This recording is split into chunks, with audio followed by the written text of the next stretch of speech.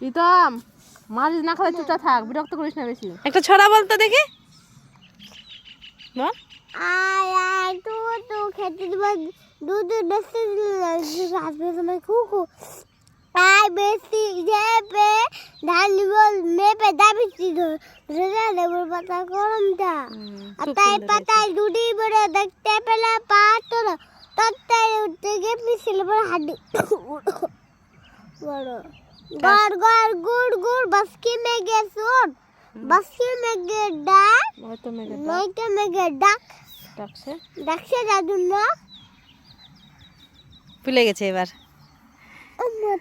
মা বলে দিবে। তারপর অন্য প্রশ্ন